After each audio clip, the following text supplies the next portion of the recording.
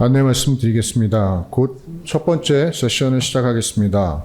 첫 번째 세션의 주제는 불확실성의 시대, 한반도 안보 환경과 국방 개혁입니다. 좌장님을 소개하겠습니다. 한국국방연구원 안보전략연구센터장이신 하명필 박사님은 육군사관학교를 졸업하시고 미국 매사추세츠 공과대학 MIT에서 핵공학 박사학위를 받으신 국내 최고의 핵 분야 전문가이십니다. 좌장님께 마이크를 넘기겠습니다. 네, 방금 소개받은 카이다 안보전략연구센터장 하명필입니다. 오늘 귀한 발걸음 해주셔서 감사드리고, 제가 맡은 첫 번째 세션은 사실 이제 국방 개혁에 대한 어떻게 보면은 저희가 밑그림을 그려 나가는 데 있어서 반드시 짚고 넘어가야 될 그런 분야입니다. 여러분 아마 지금 또 새로운 정부가 들어서서 국방 개혁을 새롭게 아마 조명하면서 다시 한번 우리 국방의 도약을 꿈꾸고 있는 시기입니다. 여러분 국방 개혁이 굉장히 이게 오래됐죠. 사실 국방 개혁 2020 아마 여러분 다 기억하실 겁니다. 벌써 20년 전에 이제 2020년도에 그동안 그 당시 아마 65만 명 정도 아마 저희가 병력 규모를 가지고 있었을 텐데 2020년경에 50만에 이제 집약된 그런 군으로 전환하겠다라는 그런 계획이었는데요. 지금은 아마 또 국방 개혁을 생각하시면은 병력 절벽이다, 또 인구 감소, 이런 것이 아마 가장 먼저 떠오르실 텐데, 저는 사실은 국방 개혁을 논하는 데 있어서 과연 우리가 인구 절벽이 가장 우리가 국방 개혁을 해야 되는 가장 큰 동인인가 좀 생각을 다시 한번 해봐야 된다고 생각을 합니다. 잘 아시는 것처럼 1986년도에 골드워터 니콜라스법, 그러니까 미국의 국방개혁이었죠. 당시 미국은 그 국방개혁을 추진했던 어떤 그런 근본적인 동인이 사실 군대의 존재의 의의는 유사시에 국가의 안위를 지키기 위해서 결국 여러 가지 안보 도전 또는 국방의 위협과 관련해서 싸워서 승리하는 것이 어떻게 보면은 가장 큰 본질적인 목적인데, 당시 미국은 여러 작전 사례를 통해서 제대로 된 전력 발휘가 되지 않아서 많은 작전에서 실패가 있었습니다. 이제 그런 것들을 돌이켜 봤을 때 결국 그 문제의 본질은 합동성에서 문제가 있었다라는 그런 자각이 있었고, 그를 통해서 이제 미군의 어떤 지휘 체계를 합참 그리고 통합 사령부 중심의 합동성과 통합성을 강화하는 방향으로의 그 제도적 기반을 강화했던 것이 미국이 여러분들의 뇌리 속에 있는 그 국방 개혁의 근본적인 동인이었습니다. 그러면 이 시점에서 대한민국 국군이 국방 개혁을 다시금 추진할 때 어떤 관점에서 사실은 저희가 바라봐야 되는가가 가장 중요하다고 생각이 됩니다. 제가 생각했을 때는 몇 가지 이제 그 고려해야 될 요소들이 있는데, 저는 첫 번째는 우리한테 닥친 또는 미래에 다가올 여러 가지 안보, 국방의 도전, 위협, 그러니까 전략 환경의 변화가 가장 먼저 고민해야 될 부분이라고 생각이 되고, 두 번째는 아마 여러분도 다 아시는 것처럼 근본적인 과학기술의 발전이죠. 사실 도약적인 발전이 이루어지고 있기 때문에 그런 과학기술적인 요소를 저희가 또 감안하지 않을 수가 없고, 세 번째는 아마 그 여러 국방개혁에서 얘기했듯이 우리 군의 어떤 효율성을 증진하는 문제가 될 것입니다. 그 효율성을 증진하는 부분에 있어서 병력적인 요소, 군의 지휘 구조, 부대 구조, 여러 가지 이제 전력 구조, 이제 이런 부분에서의 최적화를 어떻게 달성할 것인가가 제가 생각했을 때는 크게 우리가 고려해야 될 요소라고 생각이 되는데, 오늘 이제 그러한 국방 개혁을 논하는 데 있어서 저희가 첫 번째 세션은 한 90분 정도 저희가 논의할 시간이 있습니다. 그래서 오늘 발제를 맡아주실 분 한 분하고 그리고 토론을 맡아주실 두 분의 어떻게 보면 저희 뭐 카이다와 군의 최고의 그 전문가 세 분을 모셨습니다. 그래서 세 분께 각각 발제는 30분 그리고 토론은 각 10분 내외로 이렇게 해주실 걸 요청을 드리고 오늘 그러면 발제를 맡아주실 분을 소개해 드리겠습니다. 저희 안보전략연구센터에서 그 한반도 문제, 그러니까 북한과 우리 국방의 문제를 두루 다루고 있는 한반도 안보연구실장 정경주 박사님을 모시겠습니다. 네, 따뜻한 박수로 환영해 주십시오.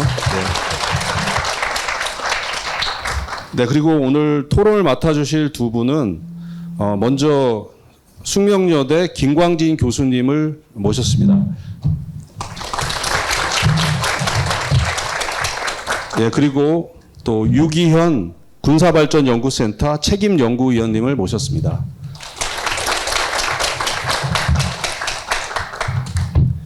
예, 그 시간을 잘 준수해 주시고요. 그 나머지 시간은 플로어에 오픈해서 여러분들의 귀중한 의견을 청취하도록 하겠습니다. 그러면 정경주 박사님께 마이크를 넘기겠습니다. 네, 안녕하십니까. 방금 소개받은 한국국방연구원 안보전략연구센터 한반도안보연구실장 전경주라고 합니다. 오늘 우선 이렇게 개혁을 논하는 자리에 저를 참여시켜 주시고 제 의견을 말씀드릴 기회를 주신 것에 대해서 진심으로 감사드리고 영광으로 생각합니다.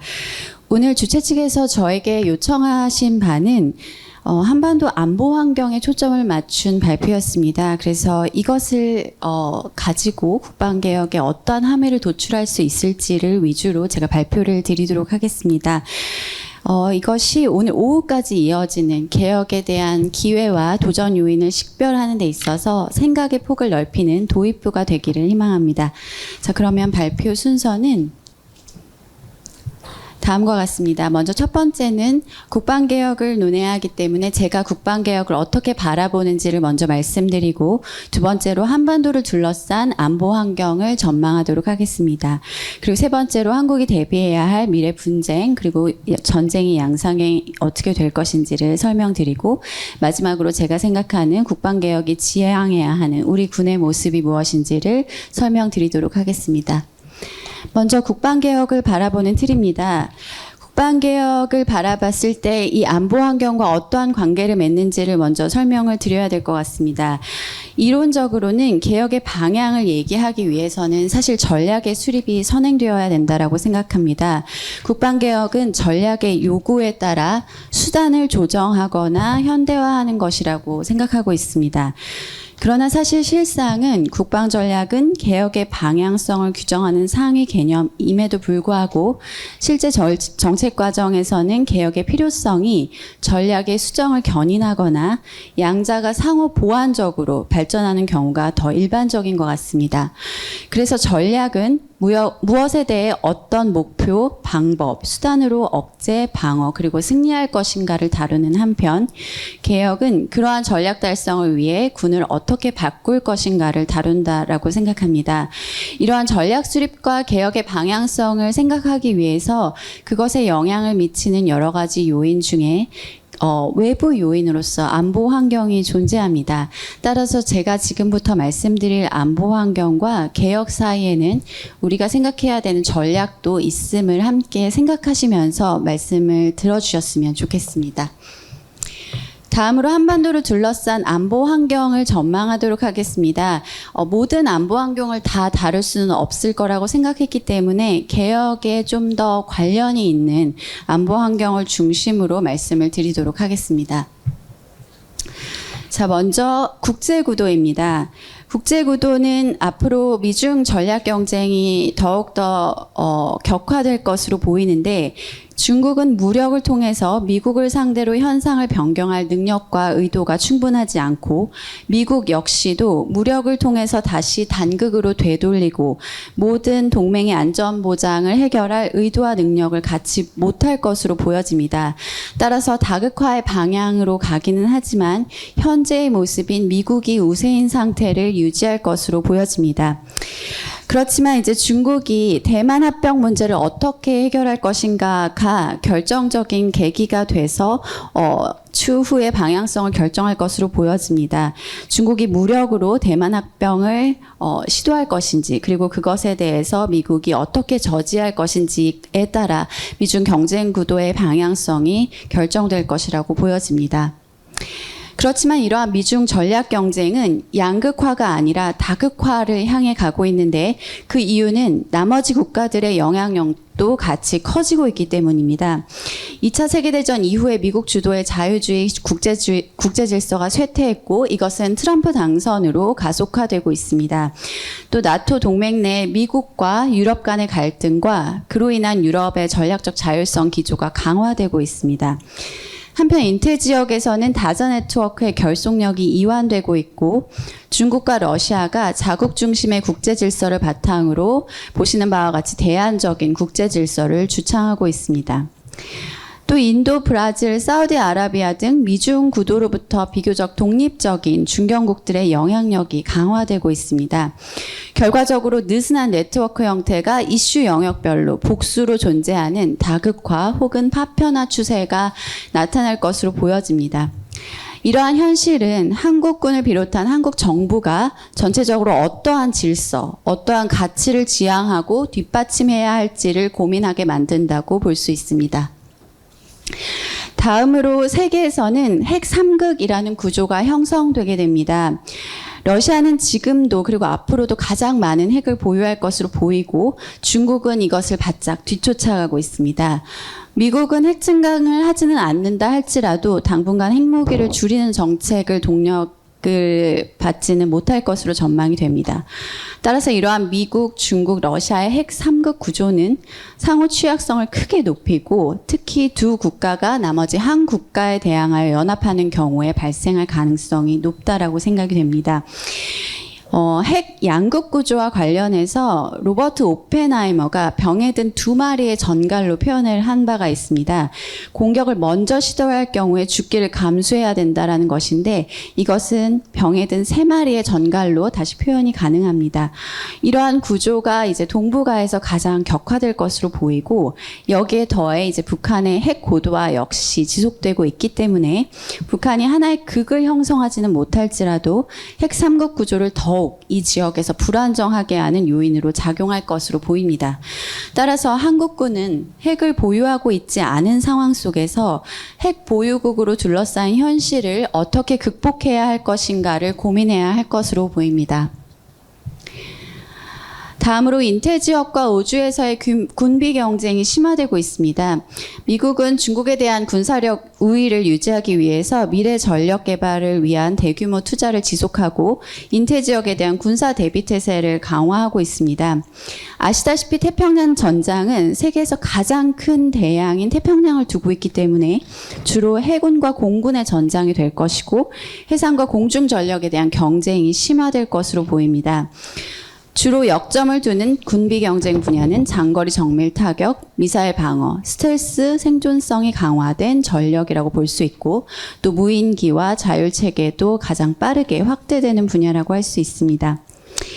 또 미국은 2019년에 우주군을 창설하고 우주에서의 우위를 갖기 위한 노력도 기울이고 있고, 이것에 대응하는 중국의 노력도 더욱 가속화되고 있습니다. 이처럼 미국과 중국의 비핵 능력과 관련된 군비 경쟁도 특히 우리가 속한 지역을 중심으로 심화되고 있는 것을 알 수 있습니다. 이는 한국군의 비핵 능력 발전과 우주의 군사적 활용에 대한 필요성을 일깨워주는 부분이라고 할 수 있습니다. 앞서 보여드린 부분은 군사력 건설과 관련된 부분입니다. 한편 현재 나타나고 있는 위협은 실제로 그 군사력을 사용하기보다는 회색지대 전술이라고 불릴 만한 것들이 주로 나타나고 있습니다. 서해 구조물 설치, 해저 케이블 절단 사건 모두 군사적인 수단으로 위협을 하는 것은 아니지만, 주변국이 한국 국민의 안정과 번영에 위협을 가하고 있는 것은 분명합니다. 이를 군이 뒷받침하려면 군의 시야를 넓히고 임무에 대한 고민을 다시 해야 될 것으로 보여집니다. 다음으로 국방발전 5개년 계획과 러북 협력에 따른 북한군 위협이 제고된 점을 지적하고 싶습니다. 한국의 가장 큰 위협이 되는 북한은 여전히 그 군사적 능력을 고도화하고 있는데 러북 협력은 특히 북한이 세운 2021년의 5개년 계획의 능력 발전을 더욱더 재촉하는 데 기여하고 있습니다.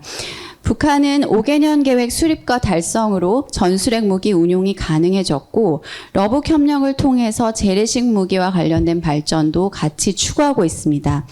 더불어 러시아의 군사적 원조 및 기타 원조에 대한 약속을 받아냈기 때문에 이것은 한국에 대한 더 큰 위협으로 다가오고 있습니다. 그러나 현재는 외형적으로 해당 능력에 대한 구색을 갖춘 정도로 평가할 수 있고 실제 전력화에 있어서는 추가 개선 및 발전 소요가 상당할 것으로 보여지기는 합니다. 또 이러한 능력 발전은 전면전보다는 또 제한전을 통해서 목표를 추구하는 것을 할 것으로 보입니다. 다음 내용을 보시면 이 사다리는 확전 사다리라고 불리는 것을 이제 제가 제 나름대로 표현을 해본 것입니다. 그래서 8차 당대회까지 구비했었던 능력은 주로 핵 확전의 가능성을 크게 높여서 전쟁을 억제하기 위한 노력이었다면 이제는 그 임계점을 높인 것에 대해서 북한이 핵 사용의 임계점을 낮춘 것에 대해서 북한이 스스로도 감당하기 어려운 상황이 되자 이것을 보완하기 위한 재래식 전쟁을 위한 대비를 시작했다라고 보여집니다. 그래서 향후에는 북한의 핵 개발과 관련된 노력이 지속되는 가운데 재래식 능력에 대한 발전도 동시적으로 이루어질 것이라고 보여집니다. 따라서 이러한 능력들을 발전하고 있는 북한군에 맞서서 한국군은 현재와 같은 목표와 방법, 수단을 유지해야 될 것인지 고민이 필요한 부분입니다. 특히 한국군이 북한에 대응하는 수단을 바꿔야 한다면 이는 개혁의 문제와 아주 긴밀히 결부되어 있다고 생각합니다. 다음으로 한국군의 역량을 보완해주는 역할을 하던 한미동맹에도 변화가 일어나고 있습니다. 현대화라는 표현 하에서 핵심은 분담이 가능하도록 동맹의 능력을 신장하는 방향입니다.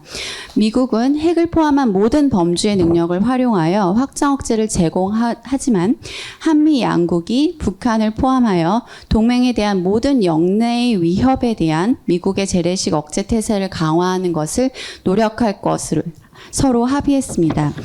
그래서 이러한 그 한미동맹의 향후 방향성은 주한미군의 기지와 미군은 주로 중국 견제를 위해서 활용하고 한국군은 북한 방어를 주도하는 방향성을 띨 것으로 보여집니다. 현재 주한미군과 관련된 변화는 이미 나타나기 시작했습니다. 이는 미국 육군에서 나타나는 변화와도 연동이 되고 있습니다. 육군은 다영역 기동부대를 창설하고 2028년까지 창설되는 5개의 부대 중에 3개를 미국 태평양 육군에 소속시킬 예정이고 그 중에 하나를 또 한반도에 배치할 것을 검토하고 있습니다. 이러한 능력의 변화와 아울러 주둔의 규모에 있어서도 논의가 있습니다. 주로 가능성이 높은 안은 제한적 감축입니다. 이처럼 주한미군의 규모가 바뀌고 임무 역할의 변화가 있는 것은 외부 환경에 따른 미국의 외부 환경에 따른 미군의 변화 그 자체로도 한국군의 개혁 방향에 큰 함의가 있다라고 생각합니다. 하지만 이것이 한국군에 또 미칠 영향도 별도로 제기됩니다. 한국군이 한반도와 주변에서 야기되는 위협에 대해 미국과 함께 대응해야 하기 때문에 이러한 함의들을 받아 가지면서 미국이 생각하는 분담의 내용을 명확히 이해할 필요가 있다라고 생각합니다. 그런 한편 우리에게 가용한 병력 자원이 급감하고 있다는 점도 반드시 짚고 넘어가야 될 것입니다. 우리 군이 어떻게 효율적으로 인력을 활용해야 하는지에 대한 함의를 던져주고 있습니다. 이상의 한반도를 둘러싼 안보 환경 속에서 우리 군이 마주하게 될 미래의 분쟁 혹은 전쟁에는 어떠한 변화가 있는지를 살펴보도록 하겠습니다. 국가 간 전면전은 2차 세계대전 이후에 부재했습니다. 러시아의 우크라이나 침공이나 이스라엘과 이란과의 전쟁은 모두 제한전의 양상이라고 할 수 있습니다. 전쟁을 감수한 국가들은 전면전을 통해서 상대국의 영토 수복과 완전한 항복을 추구하기보다는 확전을 통제해서 전면전을 피하면서도 정치적 목적을 달성하는 것을 강요하고 있습니다. 또한 이것보다 훨씬 이전 단계에서는 확전으로 이어질 수 있는 무력 충돌을 감행하지 않으면서 회색지대에서 점진적으로 상대에 대한 우위를 확보해 나가려는 추세를 크게 강화하고 있습니다. 또 핵무기와 신흥 파괴적 기술에 따른 확전 위험의 증가로 억제는 물론 확전 관리 필요성이 크게 강조되고 있습니다. 이는 한반도에서도 그대로 적용될 것이라고 보여집니다. 앞서 간단히 살펴보았듯 이미 북한의 군사력 건설 행보에는 이러한 추세가 반영되어 있다고 생각됩니다. 또 군사적 영역의 확장이 이루어지고 있습니다. 미래의 분쟁, 전쟁은 지상, 공중, 해상에서만 나타나는 것이 아니라 남극과 북극, 심해, 그리고 심우주까지 극대화되고 있습니다.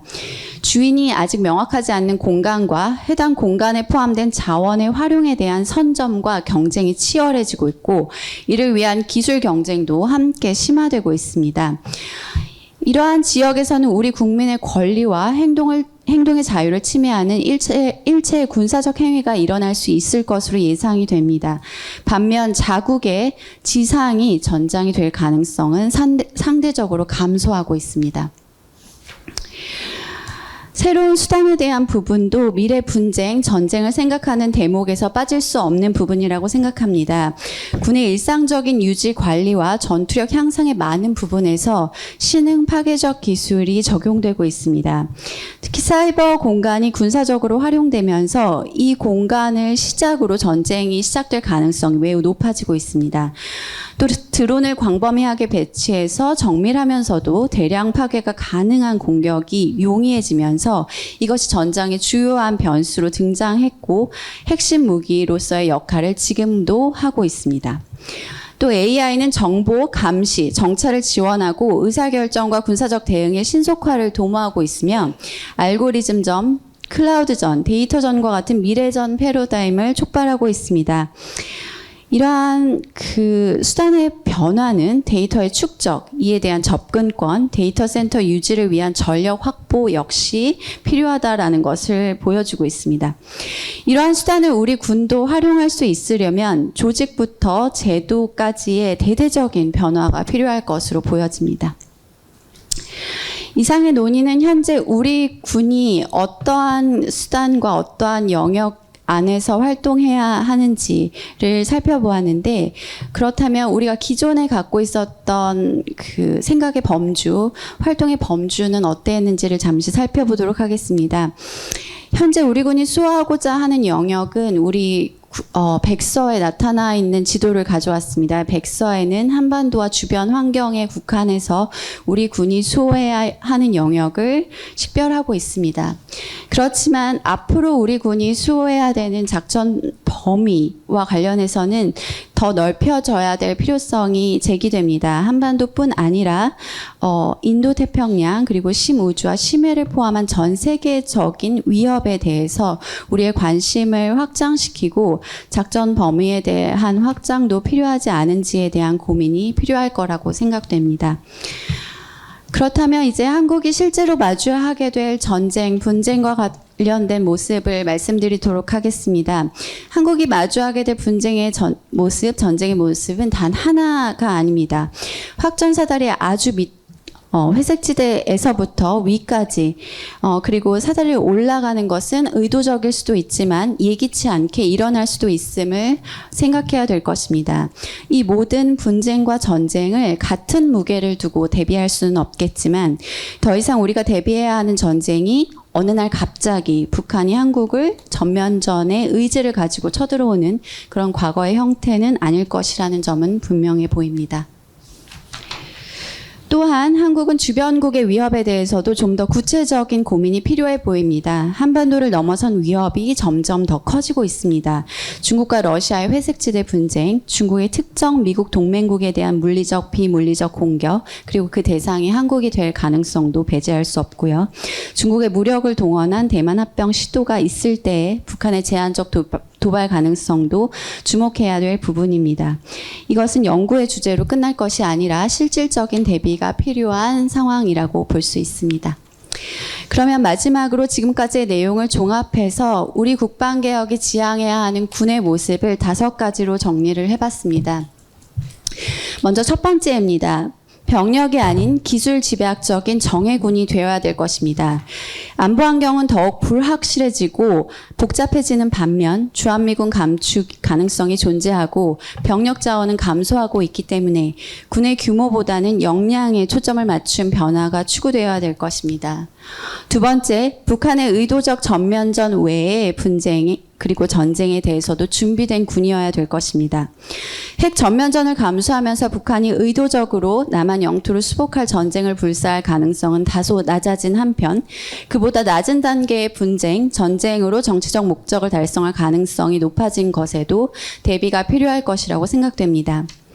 세 번째, 전장 영역을 확장하고 영역 간 통합을 추구하는 군이어야겠습니다. 지상, 해상, 공중 영역 외에 사이버, 우주, 인지 영역이 전장 상황에 매우 큰 영향을 미치고 있기 때문에 해당 전장에서 적에 대한 우위를 확보하고 영역 간 시너지를 발휘할 역량과 구조를 구비해야겠습니다. 네 번째, 한반도를 넘어선 지역 분쟁에 기여할 수 있는 군이어야겠습니다. 한반도를 넘어선 지역에서 우리 국민의 자유와 번영을 침해하는 행위가 점점 많아지고 있으며 미국의 영향력 쇠퇴로 이를 충분히 해결할 수 없기 때문에 지역의 평화와 안정에 기여도를 높일 만한 방안을 강구해야겠습니다. 마지막으로 국내외 민간 역량과 기술을 잘 융합하는 군으로 변화해야겠습니다. 민간 기업의 기술이 국내외 국방 공급망의 핵심이 되고 있고 이것이 전쟁의 판도를 크게 바꾸고 있기 때문에 이들과의 협력을 활발히 하고 이들에 대한 장벽을 완화시키며 수용성을 강화하는 노력을 기울여야겠습니다. 네, 이상으로 제 발표를 마치겠고 평소 제가 아주 존경하고 많이 배우고 있는 두 토론자분들로부터 고견을 듣도록 하는 시간을 갖겠습니다. 감사합니다.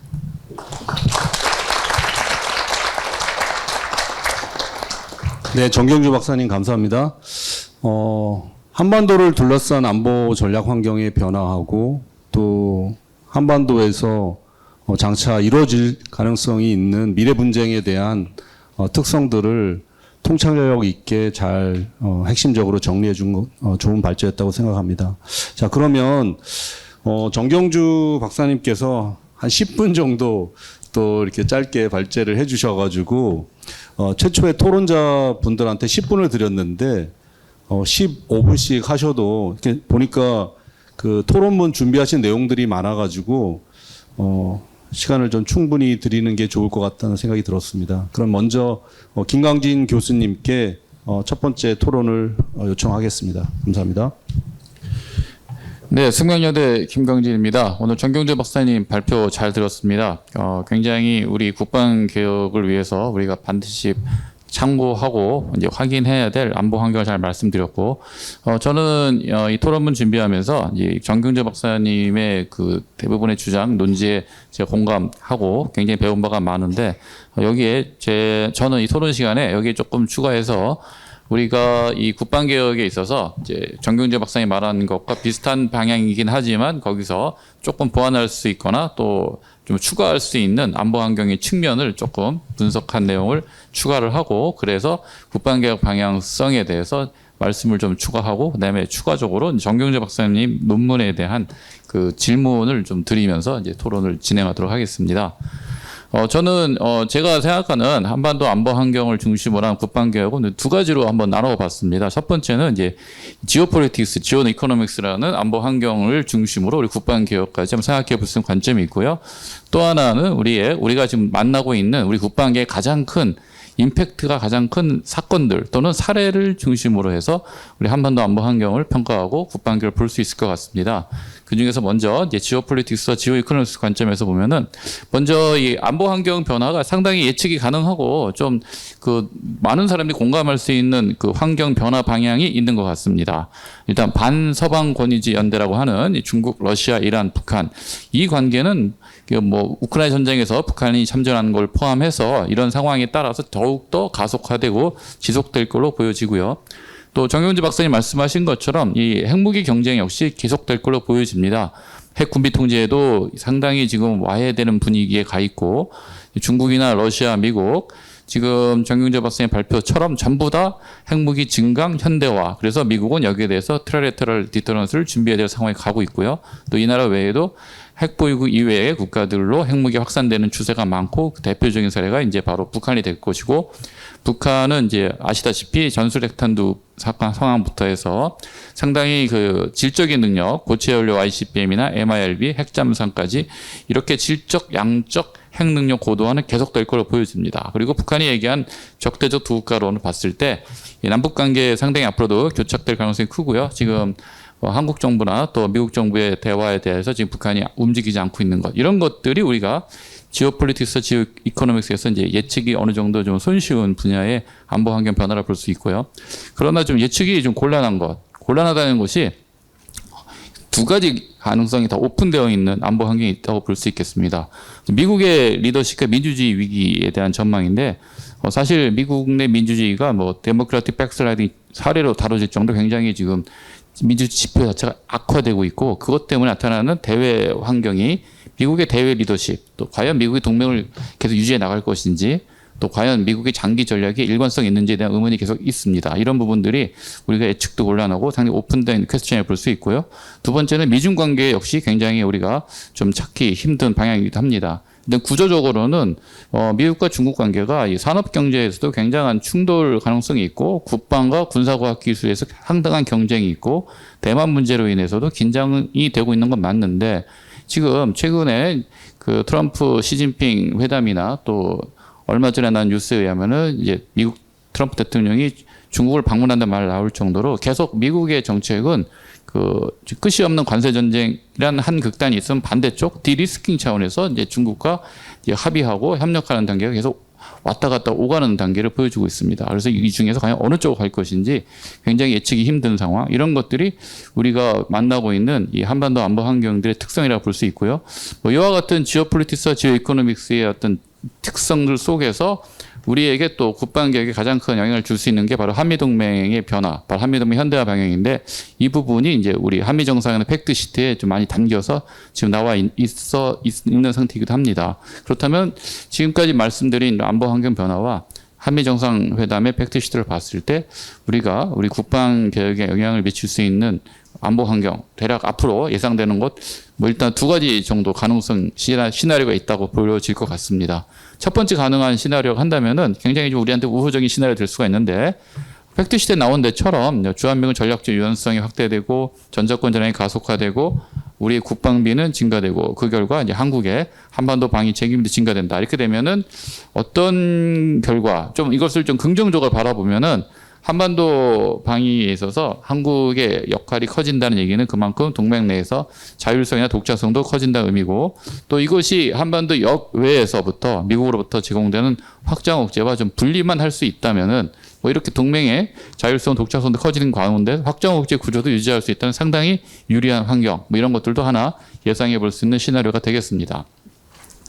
두 번째 가능한 시나리오는 그 유리한 방향만 있는 게 아니라 지금 현재 팩트시트에서 상당히 많은 이제 한국과 미국의 이 산업 환경, 경제적인 연대 이걸 굉장히 강조하고 있는데 이 방향을 갔을 경우에 결국 한미동맹이 경제 안보와 군사 안보가 다 통합되는 상황으로 갈 가능성도 있다고 보여지고요. 또 팩트시트에 명시된 것처럼 한미일 3자 안보 협력 굉장히 강조되고 있고 현재 발생되고 있는 미국과 일본이 중국과의 갈등 문제 이런 것들이 합쳐지게 되면은 상당한 북중러 한미일 진영화 고착되고 결국은 이 한미동맹 현대화 방향이 동북아시아 진영화와 굉장히 맞물려서 가속화될 수 있는 방향. 뭐 지금 뭐 구체적으로 나와 있는 건 없지만 뭐 동북아 집단 방위 체제와 같이 이렇게 그 학술적으로나 아이디어가 제시되고 있는 가능성까지 갈 수 있는 상황 또 미국이 한국을 포함한 미국 동맹국들과 확장 억제 구조를 통합시킬 수 있는 가능성 이런 것들도 예상되는 시나리오라고 볼 수가 있겠습니다. 따라서 우리 국방개혁 방향은 이 두 가지 시나리오를 다 좀 대비하고 거기에 맞춰서 기회와 도전을 찾아야 되는 것이 우리 숙제인 것 같습니다.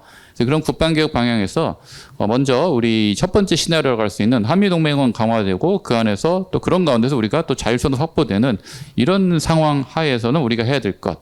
상당히 좋은 환경인데 이걸 좀 어떻게 활용할 것인가 봤을 때 또 한미 팩트시트에 얘기한 게 있죠. 핵잠수함이나 농축 제철 이슈 이런 것들이 앞으로 미국과 협의해야 될 부분인데 이런 부분들을 좀 한국의 핵잠재력 확보와 좀 연결해서 우리가 생각해보고 준비해볼 가능성 필요가 있을 것 같습니다. 그리고 그런 가운데 이 핵잠수함과 물론 이 핵 연료주기라는 것이 핵 잠재력으로 완전히 묶이지는 않습니다. 이게 군사 분야와 산업 분야가 갈라지는 분야이긴 한데 그러나 이게 핵 잠재력이라는 큰 틀에 봤을 때 그 여러 가지 구성 요소 중에 하나를 볼 수 있고 그런 차원에서 우리 국방에서 많이 우선순위를 높게 지금 전력 투자를 하고 있는 삼축 체계도 역시 그런 관점에서 그 큰 틀의 핵 잠재력으로 우리가 관리한다면은 뭔가 이런 우리에게 유리한 동맹 현대화 방향 속에서 그 시간이 갈수록 우리가 여러 가지 특성에 해당되는 핵 잠재력의 능력을 계속 갖춰 나가는 방향, 이런 것들을 우리가 좀 체계적으로 준비해야 될 때가 아닌가 생각이 들고요. 두 번째로서는 이제 두 번째 시나리오에 해당될 수 있는 거, 한국 국방이 좀 더 이 집단 방위에 가까운 그런 상황에 편입되고 있는 상황, 이런 상황에서는 대책도 필요하지만 여기서도 역시 가능성을 좀 찾아서 우리가 필요한 걸 활용할 필요가 있는데 그 부분이 확장 억제 강화의 가능성은 또 있다고 보여집니다. 확장 억제에서 지금 우리가 만나고 있는 여러 가지 문제점 중에 또 큰 문제라고 할 수 있는 것은 결국 동맹국, 미국으로부터 한국에 대한 보장의 신뢰성 부족, 이 문제가 좀 있어 보이는데요. 여기 문제의 그 근원은 미국의 핵태세 검토 보고서 NPR에 나왔던 것처럼 계속 미국이 중요한 억제 효과 방식을 사용하는 전략적 모호성과도 좀 관련이 있어 보입니다. 전략적 모호성이 억제에는 좀 유용할 수 있는 요지가 있으나 결정적으로는 동맹국에 대해서는 이제 보장 신뢰성을 약화시키는 문제가 있어서 이걸 좀 우리가 극복해야 되는 숙제가 있는 것이죠. 그래서 지금까지 우리가 해왔던 것이 이걸 하기 위해서 한국의 재래식 능력과 미국의 핵전력을 가능한 결합을 시켜서 한국이 미국 핵전력의 작전 계획에 참여하는 방식의 CNI, 핵재래식 통합을 굉장히 강조하고 있고 해왔죠. 그럴 경우에 지금 두 번째 시나리오 같은 이런 상황에서 상당히 많은 한미의 군사력과 또 주변 국가의 그 국력이 통합되는 과정에서는 이 계기를 활용해서 지금 가고 있는 CNI를 좀 더 가속화시키고 그다음에 이걸 통해서 확장 억제를 강화시킬 수 있는 계기로 활용할 수도 있을 것 같습니다. 그런 관점에서는 지금 우리가 그 한미 팩트시트 나와 있는 한국의 핵잠 같은 경우도 그런 CNI에 도움이 될 수 있는 수단으로 활용할 수 있어 보입니다. 이렇게 해서 우리가 좀 현재 그 지오폴리틱스와 지오 이코노믹스 관점에서 그 안보 환경을 좀 활용해서 국방계획에 활용할 수 있는 아이디어가 있다고 보여지고요. 두 번째로서는 이제 국방계획 임팩트가 큰 경험적 이벤트를 기반으로 했을 때도 우리가 생각해야 될 부분이 있어 보입니다. 제가 볼 때는 지금 우리 국방의 가장 큰 임팩트는 이 국내외 두 가지 사건이 있다고 보는데 국내적인 사건 이벤트를 한다면 결국 작년에 계엄 이후에 이 국방개혁 관점에서 이제 문민 통제 강화, 민군관계 개선이 굉장히 강력한 동력으로 작동하고 있다는 게 첫 번째 그 영향력으로 보여지고요. 두 번째는 이제 해외 이벤트를 볼 수 있는데 지금 계속되고 있는 그 우크라이나 전쟁에서 나타나고 있는 전투 현장 교훈, 이것이 군구조 관점에서 어떤 교훈이 있겠느냐 이런 부분인데 군구조 관점에서는 일단 훈련을 통해 숙련된 군 인력이 적응성 있는 작전을 한다. 이 부분이 굉장히 우리가 수용해야 될 부분을 보여줍니다. 그래서 이런 부분들이 이제 우리 안보, 특히 국방계획에 영향을 미칠 수 있는 부분을 보여주는데 제가 볼 때는 이 관련된 논의로서 이런 문민 통제, 민군 관계 개선에 대한 요구, 이 동력과 또 러우 전쟁에서 나타난 이 교훈이 굉장히 서로 접점이 있을 수 있다고 보여집니다. 그 이유는 일단 바람직한 문민 통제 민군 관계 예시로서 우리가 물론 여러 가지 연구도 해야 되겠지만 당장 떠오를 수 있는 예시가 이제 제복 입은 시민이라는 개념이 있죠. 개인의 자유와 권리를 보장하면서 그러면서도 개인의 군사적 수행 능력을 최대화한다는 개념이 되겠죠. 이와 동시에 러우 전쟁에서 우리가 얻은 여러 가지 교훈, 특히 군구조 관점에 얻은 교훈은 임무형 지휘가 있죠. 복종과 독자적 사고를 같이 하면서 결국 행동이 서로 적절한 조화를 이룬다. 이런 개념이 되겠고요. 또 동기부여된 군대가 전투용성이 높다. 이런 교훈도 있습니다. 결국 이런 제복 입은 시민부터 임무형 지휘, 동기부여 군대의 전투용성 전부 다 상당한 연계성을 갖고 있다고 보여집니다. 실제로 전쟁 역사 연구에서는 이런 가능성을 상당히 포괄적으로 보여준 사례가 있어요. 역사적으로 전투의 승리 요소로 훈련, 규율, 창의성, 사기 이런 것도 지목하고 그 배경에 무엇이 있느냐. 결국 자유로운 시민이 군대와 개혁을 통해서 자발적 규율을 지키고 또 자유로운 비판과 의사소통할 수 있는 조직 문화가 있다. 상당히 방금 말씀드렸던 제복 입은 시민부터 임무형 지휘 그리고 동기부여 군대와 연결되는 그런 연구 결과를 볼 수가 있죠. 역시 군사혁신에 관련된 연구에 있어서도 군사과학기술보다는 좀 인적장애 조직에 중점을 둔 그런 군사혁신 연구도 있는데 스티븐 미들 같은 대표적인 사례인데요.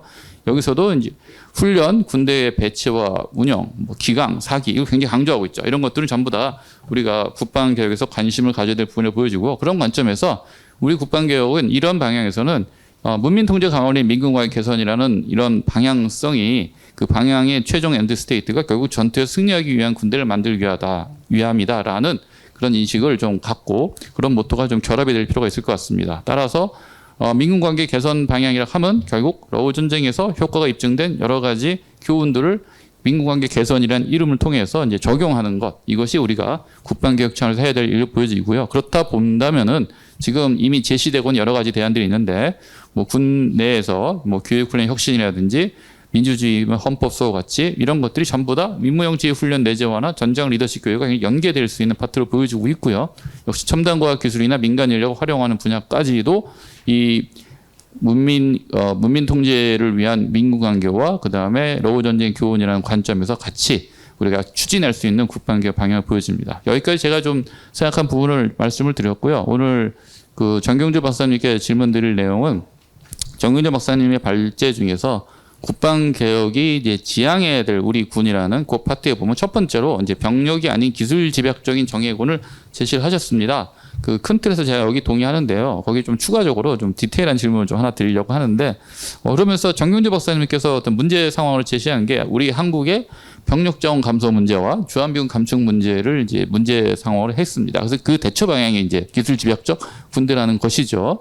근데 이 상황을 좀 전시 상황과 평시 상황을 좀 구분을 해볼 때 좀 생각해 볼 수 있는 여지가 좀 다르지 않을까 생각이 듭니다. 먼저 한국의 병력 자원 감소라는 것은 전시의 병력 동원이 어렵다라든지 뭐 거기 문제가 있다라는 얘기보다는 평시에 상비군 유지할 때 이제 해결하기 어려운 문제다라고 이렇게 이해가 되고요.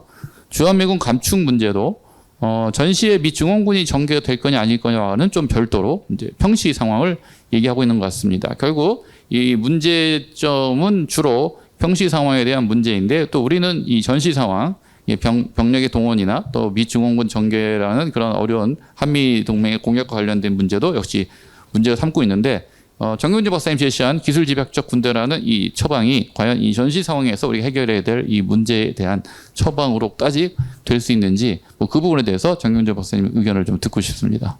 네, 여기까지 말씀드렸습니다. 네, 감사합니다. 김광진 교수님께서 그 정경주 박사님 발제 하고 좀 약간 결이 다른 또 시나리오하고 그리고 그 경험적 이벤트에 기반한 환경 평가를 해 주셨습니다. 그래서 굉장히 폭넓게 그 개혁에 대해 생각해 볼 수 있는 그런 계기가 된 것 같습니다. 감사합니다. 그리고 그러면 유기현 우리 카이다 군사발전연구센터 책임 연구위원님의 토론을 또 모시도록 하겠습니다. 네, 발표 너무 잘 들었고요. 또 우리 김관진 교수님 토론 정말 너무 훌륭한 토론이었다고 생각을 합니다. 그 두 분이 사실 지금 말씀하신 그런 내용들이 어찌 보면 상당히 우리가 거시적으로 우리가 앞으로 가야 될 방향 같은 것들을 좀 우리가 비전을 사실 제시해 주셨다고 저는 생각을 하는데 저는 좀 더 이게 이제 국방개혁 세미나이기 때문에 국방개혁이라는 관점으로 조금 더 내려와서 한번 좀 토론을 해보자 합니다. 첫 번째로 좀 말씀을 드려야 될 것들은 일단 우리가 국방 정책에서 다뤄야 되는 영역들과 국방 개혁에서 다루는 그 영역이 좀 구분이 있어야 되지 않겠느냐라는 생각을 저는 하고 있습니다. 사실 국방 정책에서 다루는 영역들은 우리가 안보 위협에 대응하기 위해서 어떤 국방의 지침이라든지 국방의 방향성을 제시하는 약간 이런 형태를 가지고 있다고 생각한다면 국방 개혁이라고 하는 것은 사실 기존 체제의 어떤 구조적인 문제를 획기적으로 변화시키는 어떤 변화 과정이라고 우리가 생각을 할 수가 있겠고 사실 그 예전부터 우리가 해왔던 이 국방개혁의 기저에는 우리가 가지고 있었던 궁극적인 목표는 자주국방이 아니었냐라고 저는 개인적으로 생각을 하고 있습니다. 사실 이제 그런 관점에서 국방정책과 국방개혁을 보게 되면 사실 상당히 선명하게 우리가 해야 될 일들이 좀 구분되지 않겠느냐라는 생각을 갖고 있습니다. 그리고 정경주 박사님 발표 너무 훌륭하게 잘 들었지만 국방개혁이 지향해야 하는 우리 군이라는 이런 표현을 쓰셨는데 사실 국방개혁은 군이 변화하는 것이 당연히 중요하지만 국방 자체가 변화해야 되는 이런 형태를 가지고 있다고 생각을 합니다. 이 국방이라는 것은 우리 군을 포괄하는 상당히 큰 영역을 우리가 구성하고 있기 때문에 국방개혁이 지향하는 것이 반드시 군을 변화시킨다라고 우리가 인식해서는 상당히 우리 포커스를 오히려 우리가 제어하는 이런 형태가 될 수밖에 없지 않겠느냐라고 생각을 하고 있습니다. 사실 앞서 발표에서 말씀하신 것처럼 우리가 직면하고 있는 어떤 도전적인 안보 환경, 그다음에 과학기술의 비약적인 발전이라고 하는 것은 또 우리에게 상당히 기회 요인이 될 수도 있고, 그래서 위험과 기회 요인이 상당히 공존하는 형태가 되고 있습니다. 그래서 개인적인 생각으로는 아마 지금 현재 우리가 추진하고 있는 국방개혁의 주제가 뭐 첨단 과학기술 활용을 통해서 미래 위협에 대응할 수 있는 국방 패러다임의 변화 정도가 되지 않겠느냐라고 생각을 하고 있습니다. 이 기술을 우리가 잘 활용할 것인가, 요거에 대한 사실 비전도 중요하지만 우리 국방개혁에서 봐야 되는 내용 중 하나는 이 기술을 어떻게 끌고 들어올 것인가, 국방 내부로 갖고 들어올 것인가, 요거에 대한 것도 우리가 상당히 중요한 이슈라고 저는 생각을 하고 있습니다. 다들 아시겠지만 사실 다이너마이트가 전쟁의 패러다임을 완전히 바꿔놨는데 이 문제는 다이너마이트를 어떻게 전쟁 영역으로 갖고 들어올 것인가, 요거에 대한 논의가 사실 국방 내부에서 있어야 되고, 이런 것들이 최근에 어떤 첨단 기술을 국방 내부로 갖고 들어오는 그런 문제에 있어서 여러 가지 절차적인 복잡성이라든지 여러 가지 장애물 때문에 이것들이 원활하게 들어오지 못한다는 어떤 이런 문제 제기가 분명히 있을 것이라고 저는 생각을 하고 있는데, 그래서 국방개혁에서 굉장히 많은 우리의 어떤 프로시저, 절차 같은 것들을 다시 한번 좀 판단을 해보고 이것을 우리가 그때그때 바로바로 적용할 수 있는 뭐 이런 형태의 국방개혁도 우리가 한번 생각을 해봐야 된다고 생각을 하고 있습니다.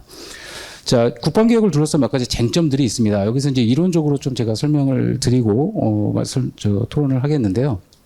첫 번째는 싸우는 방식의 개발이 사실은 우리 국방개혁, 지금까지 국방개혁의 역사를 보면 항상 제기되었던 얘기였습니다.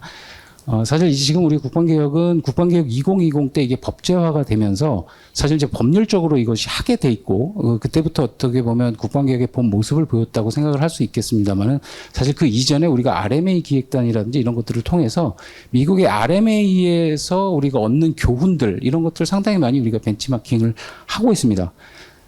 거기 RMA의 핵심은 사실은 이제 첨단 기술의 도입, 그리고 우리가 지금 현재 국방개혁하는 기본 법률을 봐도 거기에 첨단 기술을 통한 군구조의 현대화, 이런 내용들이 들어있기 때문에 이 기술과 국방개혁을 사실 분리해서 보기는 사실 어렵습니다. 그래서 국방개혁에서는 이 첨단 기술을 어떻게 잘 끌고 들어서 활용할 것인가, 이 문제가 사실 이제 핵심 이슈가 될 텐데, 근데 이제 문제는 사실은 이 싸우는 방식이 정말 어떤 혁신적으로 우리가 개혁의 방향과 맞는 것인가라는 거에 좀 약간 퀘스천 마크가 있다라고 생각을 합니다. 아까 우리 김광진 장군님 말씀하신 것처럼 현재 우리가 핵추진 잠수함이라는 것들을 상당히 이제 핫 이슈가 되고 있는데, 핵추진 잠수함을 들여와서 우리가 디젤 잠수함을 대체한다라는 이런 대체 개념으로 과연 이것을 사용할 것인가, 아니면 그 핵추진 잠수함의 특성에 맞는 뭔가 특별한 싸우는 개념을 개발을 해서 우리의 군사적 역량을 이렇게 더 높여줄 수 있을 것인가, 이거에 대한 사실은 우리가 고민을 좀 해봐야 된다는 것입니다. 사실 지금까지 국방개혁 이렇게 쭉 추진되었던 것들을 보면 사실 이 싸우는 개념의 필요성에 대해서는 지속적으로 강조를 해왔는데, 실제로 이것이 제시된 적은 제가 기억하기로는 국방개혁 2.0 때 우리가 한국형 어떤 그 전격전, 브리치크리그 같은 것들이 한번 제시가 됐었고, 물론 거기에 상당히 많은 논란이 있었고 논쟁이 있었지만 그럼에도 불구하고 그러한 새로운 방식의 싸우는 방식들이 제시됐다라는 것에는 상당히 큰 의미가 있었다고 저는 생각을 합니다. 그런데 지금 사실은 이것들은 물론 이제 합참에서 해야 될 일들이긴 하지만 이 싸우는 방식에 대한 첨단 기술 들어와서 우리가 새롭게 이런 방식들을 구상을 하는 것들이 어느 정도 진행이 되고 있는가를 우리가 한번 돌아본다면 사실은 아직까지는 거기까지는 참 갈 길이 좀 멀지 않나, 약간 이런 생각을 좀 하게 됩니다. 사실 우리 싸우는 방식이라는 것은 기본적으로 우리 군사 전략이라든지 작전 계획이라든지 이런 거에 디펜드되어 있기도 하고, 또 하청에서 뭐 그럴듯한 뭐 전형적 통합작전이라는 개념을 얘기를 하고 있긴 하지만 사실 그 안을 뜯어다 보면 우리가 뭐 70년대부터 계속 이어져 왔던 그런 고전적인 형태의 어떤 한국전쟁 모델과 같은 그런 형태의 싸우는 방식이 여전히 유지되고 있다라는 것을 이제 볼 수가 있는데, 그런 관점에서 보면 지금 이 개혁에서 추진되고 있는 것 중에 가장 우리가 중요한 것은, 비록 이것이 후행되더라도 싸우는 방식에 대한 근본적인 고찰과 그것들을 제시할 수 있어야 실제 우리 국방과 군이 변화하는 데 상당히 큰 도움이 될 것이다라고 생각을 하고 있습니다. 두 번째는 이제 그 발표에서는 사실 다루지는 않았지만 국방개혁의 추진 방식에 대해서 좀 얘기를 해보고자 합니다. 일반적으로 국방 이런 개혁들을 추진할 때 두 가지의 이제 관점이 있는데, 첫 번째는 점진적인 현대화를 통해서 군사력의 증가를 추구하는 진화적으로 이걸 개선하는 방식을 선택할 것인가, 아니면 혁명적인 목표를 제시하고 아주 큰 계획, 대담한 계획, 급속한 전개 뭐 이런 것들을 제시를 해서 획기적으로 도약할 것인가, 이거에 대한 논쟁이 분명히 있습니다. 지금 우리 국방개혁을 직면하고 있는 상태가 사실 경쟁적인 안보 현실 이런 것들을 반영해야 되고, 뭐 이런 문제, 과감한 어떤 도약이라든지 이런 것들이 제시가 될 수는 있겠습니다만은, 사실 이 최종 상태를 우리가 한번 생각을 해본다면 약간의 의구심이 발생할 수도 있습니다.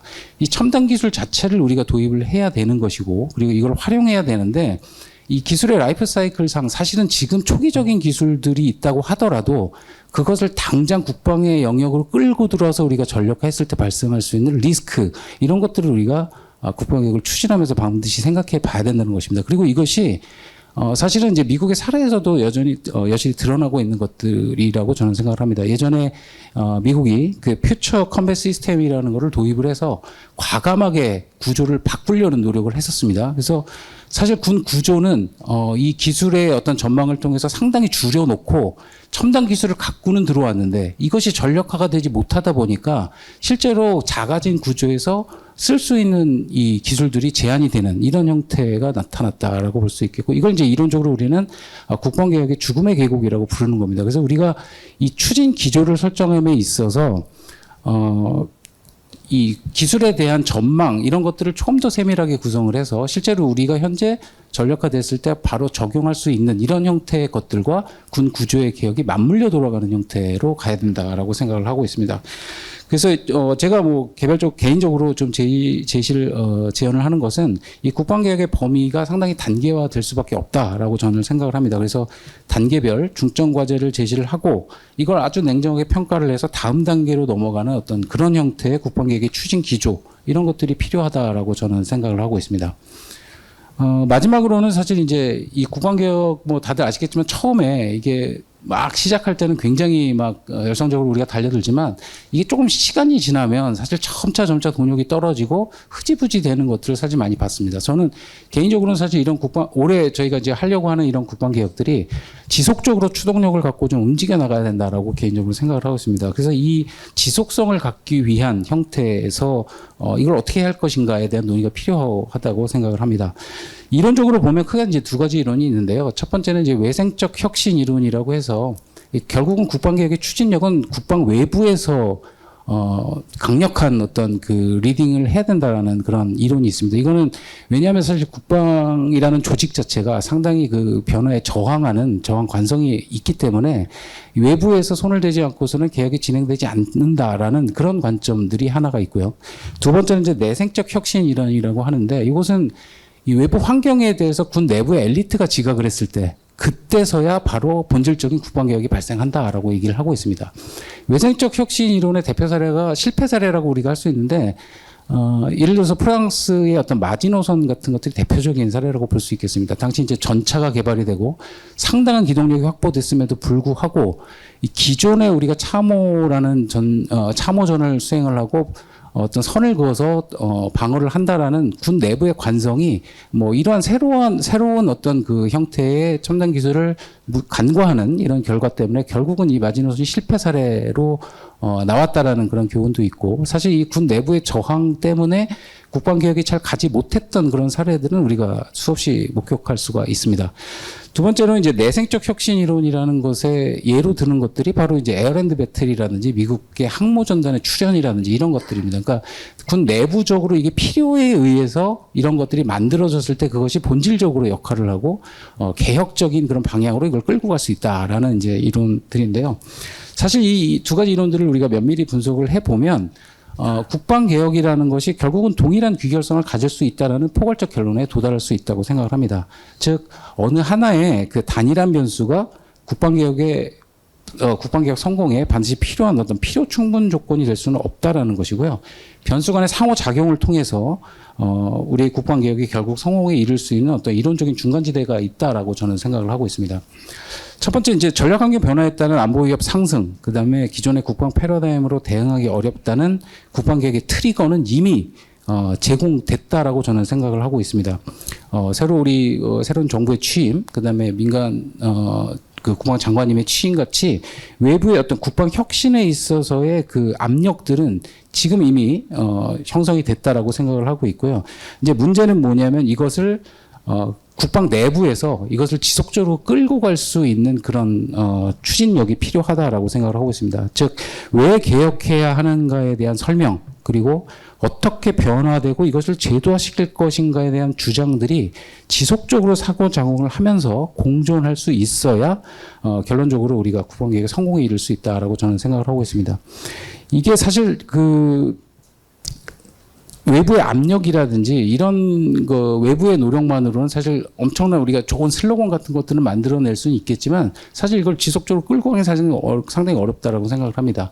또 내부에서 어떤 그 개혁의 필요성에 의해서 내부적인 움직임이 있다 하더라도 사실 이것은 또 정치적이나 정책적으로 지원이 있어야 사실 이 개혁이 끌고 갈 수 있는 건데 그런 것들에 또 한계가 있고 그래서 이 두 가지가 공존을 하면서 국방개혁이 추진돼야 되고 그리고 이 내부적인 추동력을 하는 그 주체가 바로 우리 국방개혁 추진단에서 이 역할을 지속적으로 해야 된다라고 생각을 합니다.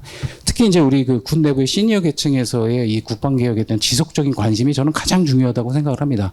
밑에서 아무리 이런 주장을 하더라도 사실 우리 시니어 계층에서 동의를 하지 않고 이것에 끌고 가지 못한다면 사실 이 국방개혁이 사실 좀 어렵게 될 수도 있다라는 생각을 하는데 시니어 계층의 기술에 대한 관심, 그다음에 상황에 대한 변화를 추구하는 태도 이런 것들이 상당히 중요하다고 생각하고 특히 최근에 이제 국방 내부에서도 굉장히 많은 MZ 세대들이 들어왔습니다. 그래서 이 젊은 세대들이 좀 이 국방개혁에 친근하게 다가갈 수 있는 어떤 군 컨텐츠의 최신화라든지 이런 것들도 아울러서 병행돼야 된다고 생각을 하고 있습니다.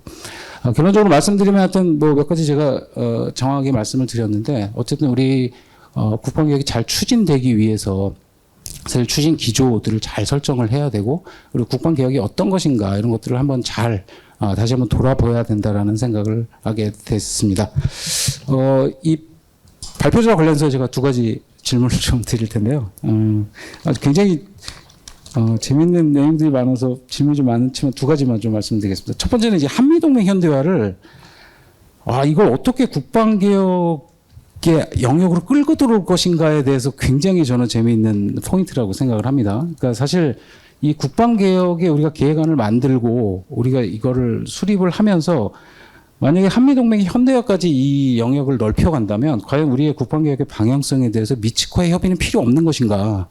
그러면 우리가 국방개혁을 한미동맹의 현대화라는 그 관점으로 접근하기 시작하면 미측과의 설득이라든지 뭐 이런 것들이 당연히 있어야 될 텐데 이런 과정들은 과연 어떻게 추진해 나가야 되는 것인가라는 것에 대해서 좀 질문을 드릴 수 있겠고요. 두 번째는 지금 발표자께서 말씀하신 것처럼 국군이 수용해야 할 우리의 영역이라는 것을 제시를 하셨고 우리 주요 작전 범위에 대해서 말씀하셨는데 지금 이 영역이 넓어진다는 의미가 과연 우리 현재 가지고 있는 한반도 전국 KTO라는 것의 전국의 확장까지를 우리가 고려하는 것인지 제가 의문이 들었습니다. 이게 전국가 확장이 된다 그러면 이게 본질적으로 사실 집단 방위의 영역, 집단 안보의 영역으로 이제 들어갈 수밖에 없을 텐데 사실 이거는 약간 정책적으로 조금 논란이 있을 수도 있고 과연 이것이 개혁이 추구하는 방향과는 좀 약간의 거리가 있지 않는가라는 개인적인 생각을 하고 있는데 요거에 대한 우리 전 박사님의 좀 견해를 듣고 싶습니다. 이상으로 토론을 마치겠습니다. 네, 유기현 박사님 감사합니다. 유기현 박사님께서는 국방개혁에 대한 어떤 그 본질적인 부분하고 접근법에 대해서 주로 말씀을 주셨습니다. 그래서 첫 번째 국방 정책과 국방 개혁을 조금 구분해서 볼 필요가 있고 조금 시각을 저희가 좁혀서 국방 개혁 자체를 바라볼 필요가 있다는 말씀을 주셨고 그런 측면에서 싸우는 방법을 가장 우선적으로 봐야 되고 다만 이제 국방 개혁을 접근할 때 뭐 환경 변화나 기술 발전 이런 것들을 우리가 진화적으로 개선해 나갈 것인가 아니면 도약적으로 획기적인 도약을 바라보면서 개혁을 추진할 것인가에 대한 문제를 짚어주셨고요. 그 과정에서 아마 박사님은 이제 뭐 죽음의 계곡을 언급하시면서 사실은 개혁을 한다는 게 가죽을 벗기는 것이니까 사실은 거기에 따른 우리의 어떤 뭐 리스크, 위험 그런 어떤 뭐 여러 가지 요소들이 있기 때문에 단계적인 그런 접근이 필요하다라는 말씀을 주신 것 같습니다. 사실 뭐 단일 어떤 발제나 토론을 통해서 이 국방개혁이라는 복잡한 방정식을 풀기는 사실 어려운 게 사실일 거라고 생각이 되고요. 다만 저희가 지금은 이제 과거에 뭐 세계 1, 2차 대전 그리고 뭐 6.25 전쟁 여러 최근에 뭐 미국하고 여러 가지 있었던 뭐 걸프전부터 시작해서 이라크전, 뭐 코소보 전쟁, 뭐 최근에 러브 전쟁에 이르기까지 전쟁의 양상이 끊임없이 변화되고 있고 또 이제 그 속도가 저희가 사실은 감당하기 어려울 만큼 빠르게 변화되고 있습니다. 그래서 개혁을 뭐 저희가 뭐 아까 핵추전 잠수함 말씀도 하셨지만 우리 방산 기술의 가장 큰 장점 또 원전 기술도 마찬가지로 그 장점이 뭔지 아시지 않습니까? 이게 뭐죠? 우리는 적기에 납품하고 또 그 요구된 것을 완벽하게 저희가 맞춰서 제공을 하기 때문에 아마 한국의 방산이나 그런 것들이 아마 좀 주목을 받는 것 같은데 그것은 필연적으로 비용, 그러니까 시간에 대한 요소가 굉장히 중요한 것 같습니다. 시간이 결국은 돈이지 않습니까?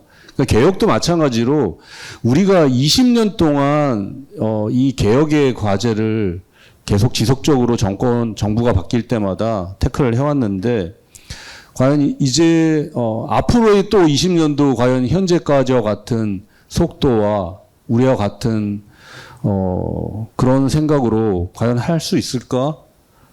이제 저희는 어떻게 보면은 그 마지노선에 도달한 것 같다라는 생각을 지울 수는 없습니다.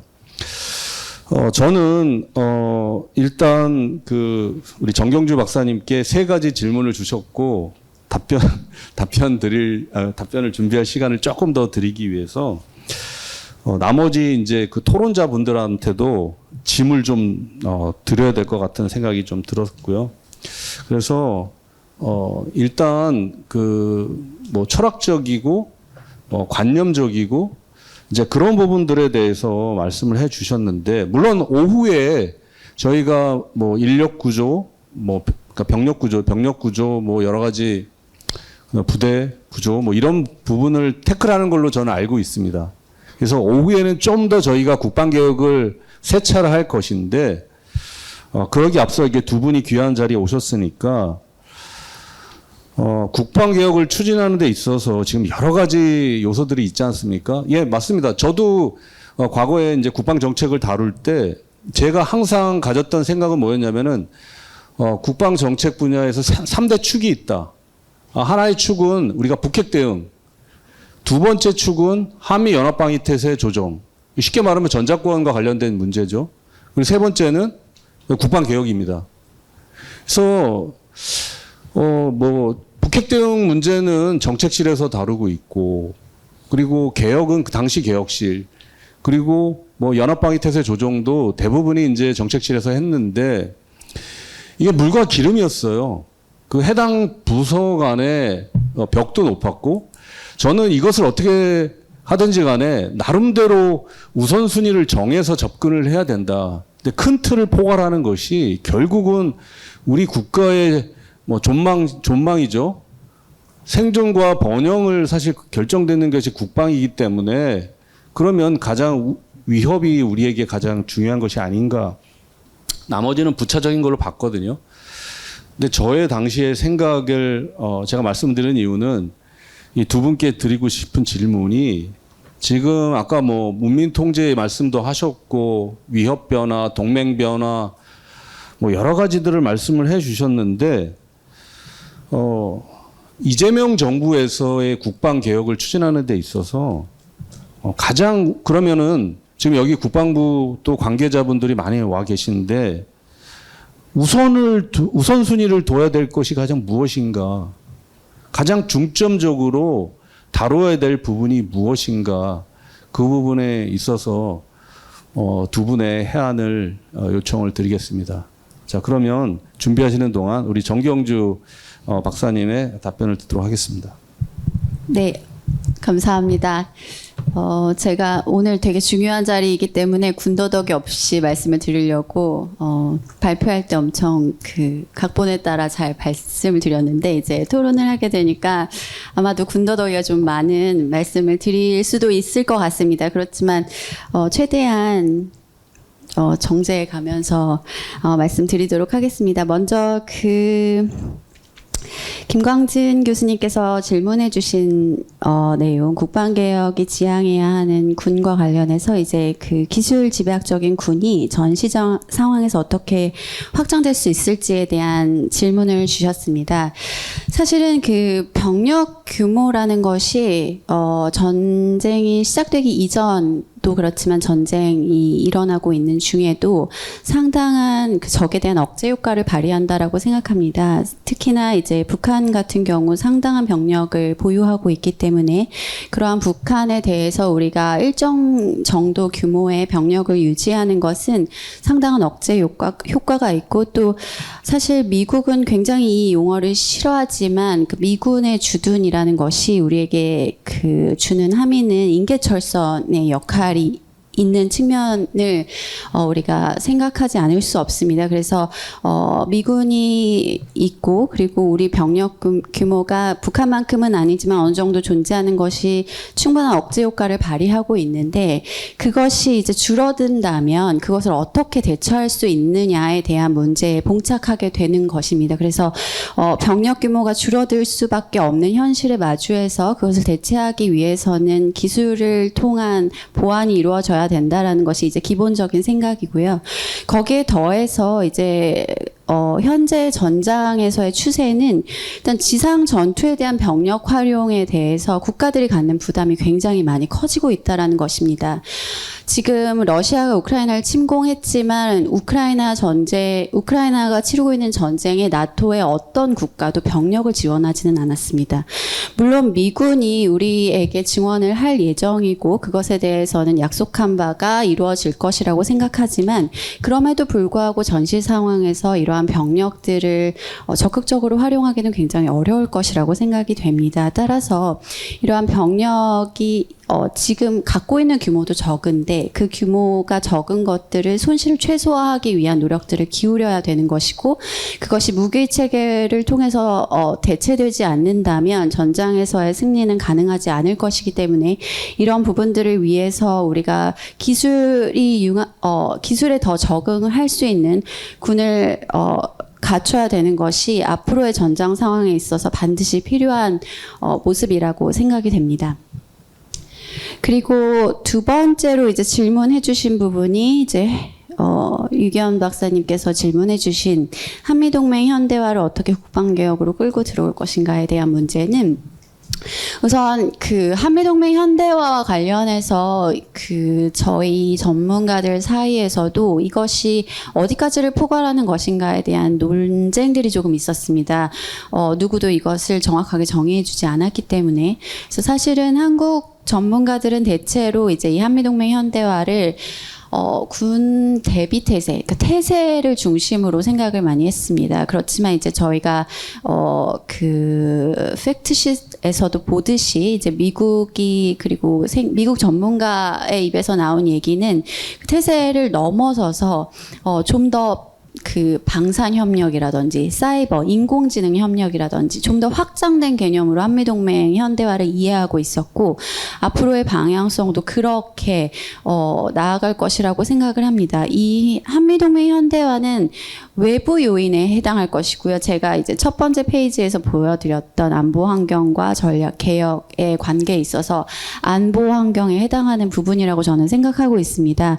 개혁은 기본적으로 개혁의 소통의 대상은 대한민국 군 그리고 국민이 되어야 될 것이고 우리가 이 개혁과 관련해서 뭐 미국과 우리 내부의 개혁을 긴밀하게 협의할 필요가 있다라고 얘기하고 싶지는 않습니다. 그렇지도 않고요. 그것이 아니라 이제 우리에게 영향을 주는 요인으로 작용을 할 것이고 그 영향을 주는 요인이 한미동맹 현대화를 확장하면 할수록 더 거대하게 다가올 것이라고 생각을 합니다. 가장 크게는 지위구조의 변화에 영향을 끼칠 것이라고 생각을 하고요. 그 부분은 한미동맹 현대화를 협소하게 정의한다 해도 미치게 되는 가장 큰 영향을 받는 요인이라고 생각이 됩니다.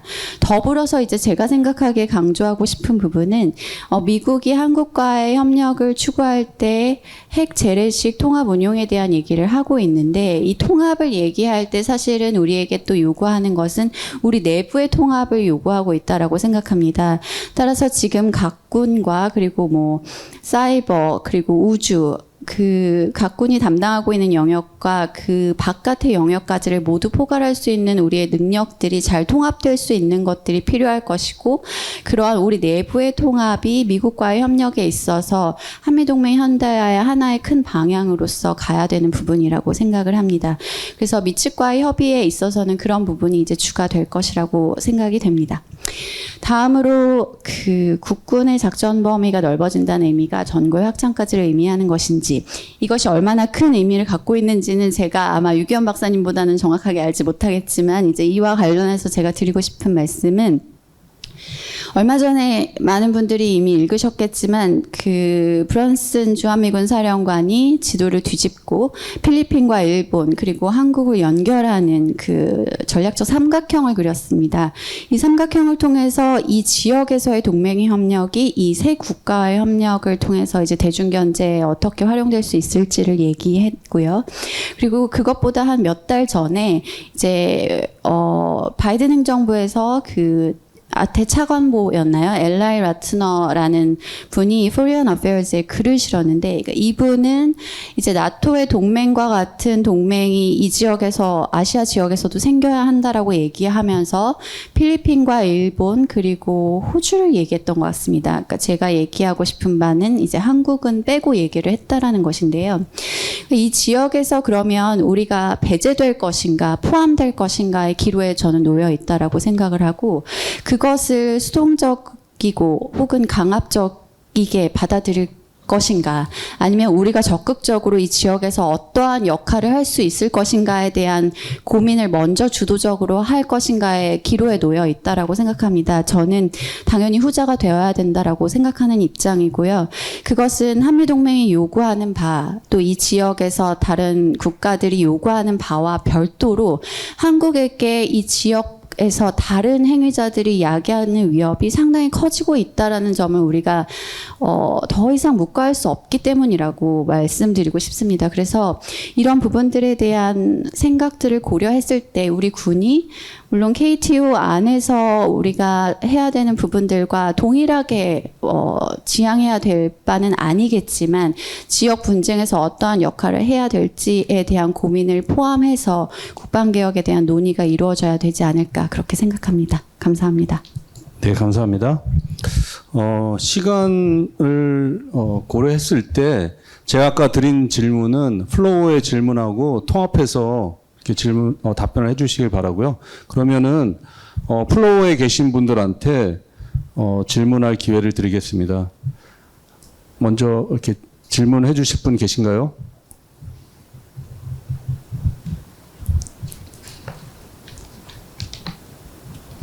네, 가운데 그 소속하고 이름을 밝혀주시고요. 간단하게 질문을 좀 누구한테 질문을 하는 것인지 명확하게 좀 말씀해 주시기 바랍니다. 네, 국방부 국방혁신 담당관 이성원 대령입니다. 세 분 모두에게 질문이 있는데 간단하게 말씀드리겠습니다.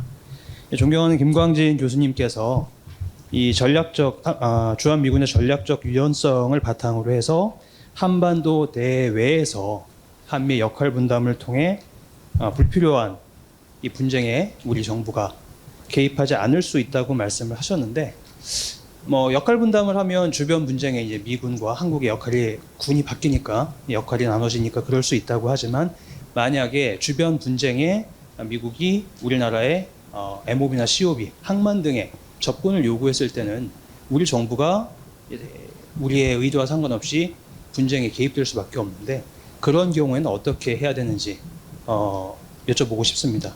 근거는 CSI에서 23년에 했던 그 다음 전쟁의 첫 번째 전투에서 보면 가장 낙관적인 사례가 일본이 모든 항만을 개방했고 뭐 쯔스미 역할을 발휘하고 또 타이완의 건재가 무너지지 않았을 때였기 때문에 그 부분을 말씀드리는 거고요. 그리고 우리 정경주 박사님께서는 이미 답을 주신 것 같은데, 한미동맹의 현대화에서 주한 미군과 기지를 언급하셨거든요. 기지는 주로 중국 견제, 이미 동아시아의 그 나토에서 배제되지 않기 위해서는 적극적으로 역할을 해야 된다고 하셨기 때문에 주한 미군과 또 우리 주한 미군 기지는 중국 견제에 활용될 수 있는 것을 염두에 두시고 그렇게 해야 된다고 생각하시는 건지에 대해서 조금 더 구체적으로 말씀해 주시면 좋겠습니다. 그리고 우리 유기현 박사님께서는 아까 그 신기술을 적용하는 데 있어서 데스밸리에 빠지지 않기 위해서 여러 가지 시도들을 많이 하고 있는데, 결과적으로 중요한 것은 우리가 시범 사업들을 한다 하더라도 현행 규정에서 하는 것 자체는 그 효과를 크게 반감시킨다고 생각을 합니다. 그래서 최소한의 안전 규정 내에서 시범 규정을 해보고 그 이후에 규정을 만드는 것이 규정을 만들어 놓고 하는 것보다 낫다고 생각하는데, 이런 부분에 대해 실효성 추가로 저희가 고려해야 될 사항이 있다면 설명해 주셨으면 감사하겠습니다. 이상입니다. 네, 감사합니다. 혹시 다른 분 계신가요? 네, 박창원 박사님. 오늘 많이 배웠습니다. 사실은 전략 환경과 관련해서 큰 그림을 그리는 거기 때문에 사실 저도 답을 좀 하기가 좀 어려운 문제였기 때문에 여기 연구를 하시는 현재 계신 분들이 더 잘 알 것 같아서 질문을 드립니다. 현재 우리 군사의 국방 개혁할 때 우리 물론 전략 파트도 많이 연구를 하고 있는 걸로 알고 있는데, 우리가 전략하면 이제 선택할 수 있는 전략으로서 억제 전략, 공세 전략, 방어 전략 이렇게 쓰잖아요. 그러면 그것을 어디에 중점 우선순위를 두고 쓸 것이냐에 따라서 사실 군 구조라든지 국방 개혁의 방향이 많이 결정이 됩니다.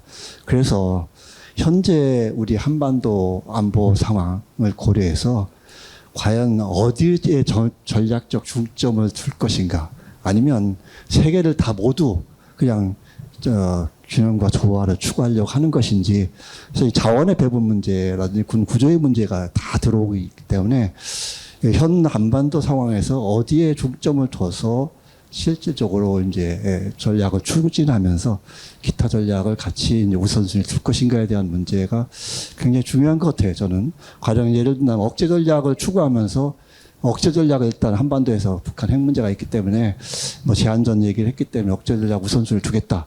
그렇게 하면 일단 거기에 중점을 두면서 이제 자원이 중점되면서 뭐 재래식 전략이 압도적으로 우위를 한다든지 뭐 어쨌든 이렇게 방향이 우선순위가 자원이 한정되어 있기 때문에 바뀔 텐데, 그런 것들에 대해서 좀 설명이라도 고견이 있으면 듣고 싶고요.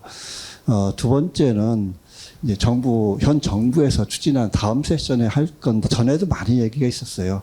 국방 정책과 국방 개혁 관련돼 있어도 마찬가지고, 이 첨단 전력 건설은 굉장히 시간이 많이 소요되잖아요. 굉장히 절차 프로세스가 굉장히 길기 때문에, 그렇다면은 정부에서 이제 전력은 벌써 20여 년간 계속 건설해 왔는데, 네, 박사님 질문만 핵심 요지만 좀 해주십시오. 정부에서 이 소위 말해서 전력을 이게 우선순위를 둔 계획을 추진할 것인지 해야 되는 것인지, 조직 문화라든지 그런 분야의 혁신을 이번에는 하는 것이 더 좋은 것인지, 그 관련돼서 좀 한번 좀 얘기를 듣고 싶습니다. 이상입니다. 네, 감사합니다. 뭐 더 이상 그 플로어에 이제 질문이 없으신 걸로 생각하고 일단 지금 저희가 15분이 남았습니다.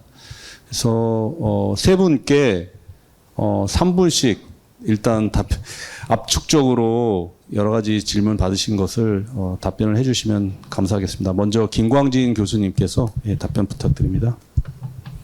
네, 그 토론자가 이렇게 질문 받아서 이렇게 그 답변하는 경우가 흔치는 않은데 굉장히 영광으로 생각하고 말씀을 드리겠습니다. 우리 그 사회에 보시는 하면필 센터장님부터 이상원 대령님, 또 박창호 박사님 질문이 있었는데 좀 통합해서 말씀을 드리면은 국방개혁에서 우리가 가야 될 방향성 내지는 좀 생각해야 될 부분이 있다면은 이게 지금 우리가 국방개혁 굉장히 오랫동안 여러 정부에 걸쳐 해오지 않았습니까? 그런데도 불구하고 우리가 그 어떤 현실적 효과라든지 이런 거에 대해서 잘 못 느낀다 또는 과연 그게 효과적이었는가 이런 얘기가 나오는 이유 중에 하나는 그게 어떻게 보면 우리의 운명적인 특징인 것 같아요. 국방개혁이라는 게 이렇게 갈 수가 있죠. 목표년들 정하고 가는 방법이 있어요. 시진핑이 2027년에 대만하고 통일하겠다고 선언을 하지 않았습니까? 그럼 거기에 맞춰서 군사력 건설합니다. 2027년에 맞춰서 전쟁할 수 있도록. 근데 이게 꼭 좋은 방법은 아닌 것 같아요. 이게 2차 세계대전 전에 그 소련과 독일이 사실상 잠재적 그 경쟁 관계였는데 소련은 1920년대 엄청난 중공업으로 군사 무기 독일을 압도할 만큼 만들었는데 전쟁은 안 났어요. 그리고 1941년 전쟁 날 때쯤 됐을 때는 소련의 무기는 상당히 노후화되어 있었죠. 수적은 많았지만 굉장히 목표 선정이라는 것은 이런 어려움이 있다는 것이기 때문에 결국 우리가 할 거는 어떤 목표 연도를 선정하기보다는 좀 불특정한 목표 연도를 전제를 둘 수밖에 없고 그러므로 우리 국방개혁의 효과가 당장 평가하기도 힘들고 드러나지 않는다는 우리가 좀 감수할 필요가 있고요. 그런 가운데 우리의 국방개혁을 위해서는 결국 포텐셜, 잠재력을 계속 업그레이드 시켜 나가야 되겠다 하는 것이죠. 그래서 결국 업그레이드 시켜 나가기 위한 방법에서는 지금 하고 있는 그 첨단 군사과학 기술을 계속 최신 트렌드를 받아들이는 거와 또 작전 개념도 최신 트렌드가 있는 거죠. 작전 개념 최신 트렌드라면 결국 다 심플하게 하면 다영역 작전이죠. 뭐 지금 정경재 박사님 말씀하신 모든 문제에 대한 해결을 위해서 만들어내고 이제 어드밴스된 게 그 전형적 작전이니까 이런 것들을 이제 트렌드를 계속 따라가서 업그레이드 시키는 것이 우리가 갈 방향이고 이제 그러면서 국내 국력의 제약이라 할 수 있는 인구 절벽이나 경제 성장으로 인해서 국방비가 안 되는 문제, 연합방위 문제, 즉 한미동맹의 변화로 인해서 우리의 방위 부담이 늘어나고 한국 역할이 또 줄어들고 이런 문제가 계속 어저스트먼트 조정이 들어가는 방향으로 갈 수밖에 없을 것 같습니다. 그래서 지금까지는 그런 방향성으로 좀 우리가 제대로 해왔는지도 한번 학문적으로도 좀 평가해 볼 필요가 있고요. 앞으로도 그런 방향에 가야 될 것 같고요.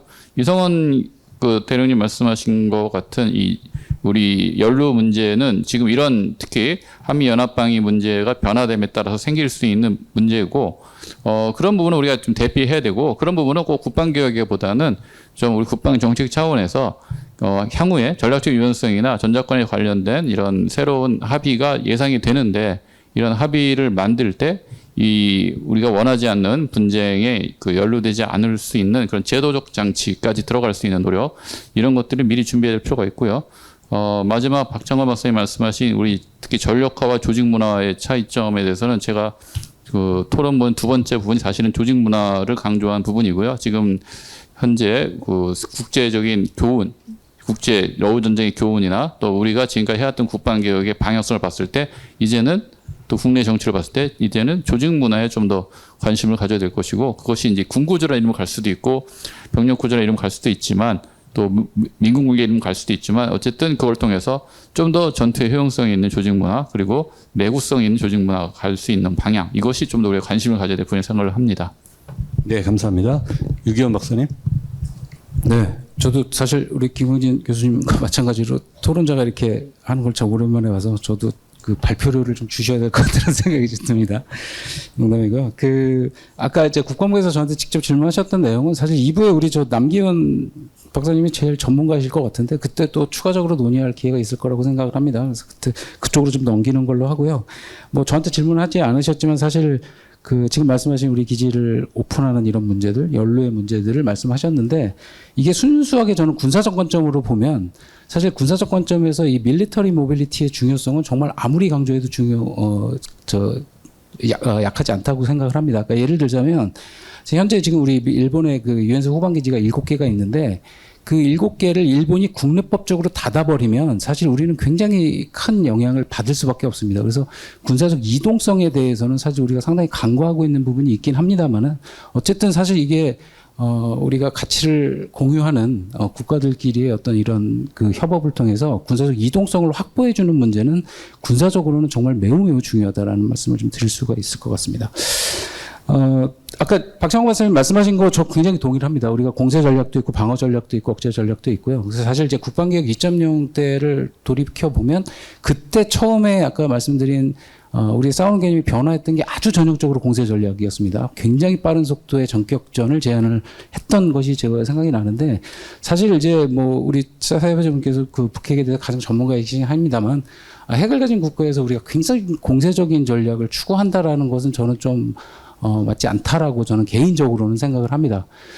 그렇게 되면 우리가 억제와 방어 전략 위주의 어떤 군사 전략을 좀 잘 세팅을 해야 된다라는 것인데 이 방어 전략 수립에 있어서도 우리가 한 가지 생각해 봐야 되는 문제는 지금 아마도 제가 알기로는 우리가 상정하고 있는 전쟁은 북한도 거의 100만 이상 우리도 동원이 돼서 거의 100만 이상이 싸우는 전쟁을 생각을 하고 있거든요.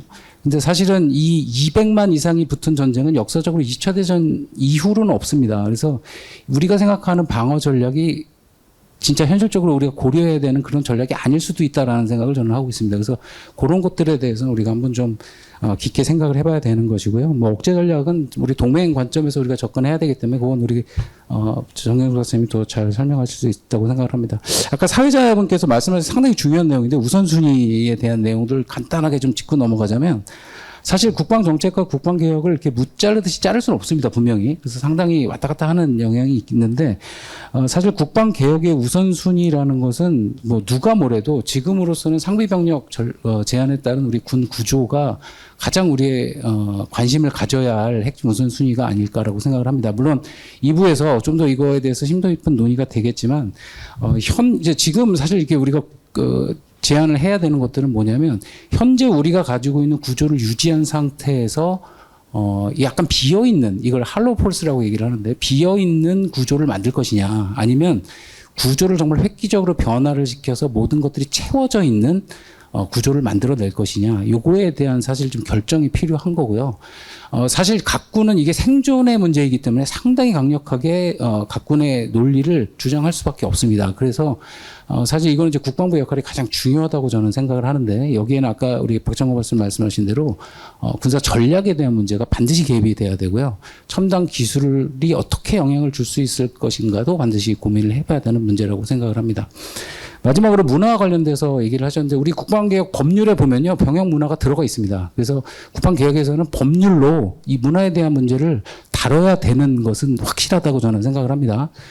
이 문화라는 것은 사실은 이제 학술적으로는 콜렉티브 멘탈 프로그래밍이라고 얘기를 하거든요. 그래서 집단이 가지고 있는 정신적으로 이게 어떻게 프로그래밍 돼 있느냐를 우리가 다루는 것들인데 사실 이런 것들을 타치하지 않고서 우리가 구조라든지 무기 체계라든지 이런 것들만 얘기하는 것은 사실 우리 군의 어떤 그 능력에 대한 절반 정도밖에 얘기하지 않는 거라고 생각을 하고 있고 그래서 정말 국방부에서 너무너무 바쁘시겠지만 이 국방 문화에 대한 것들도 반드시 짚고 넘어가야 된다. 이렇게 저는 개인적으로 생각을 합니다.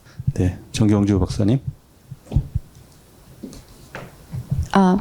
일단 혹시나 행여나 오해하실까봐 제가 브런슨 사령관이 하자는 대로 하자는 말씀을 드린 게 전혀 아니고요.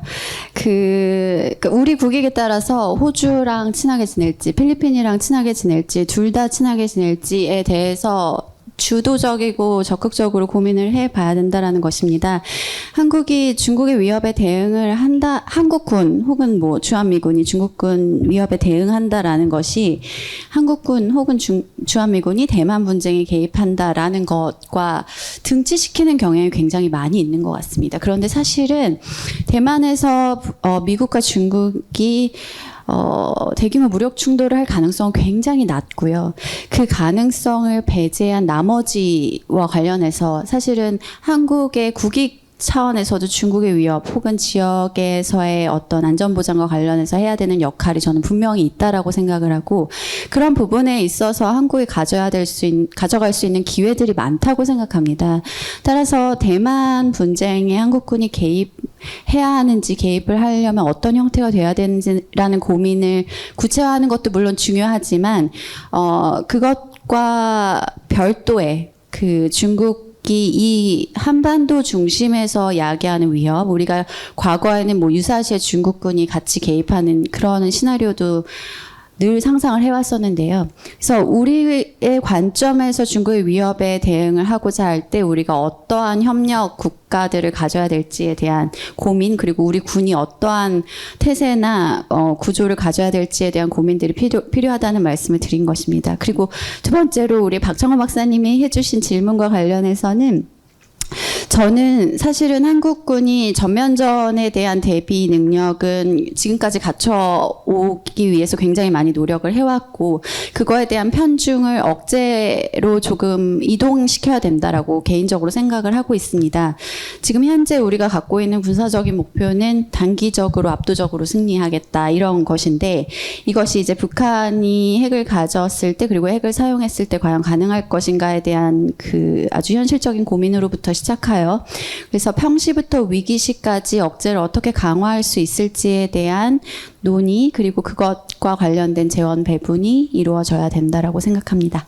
네, 감사합니다. 네, 감사합니다.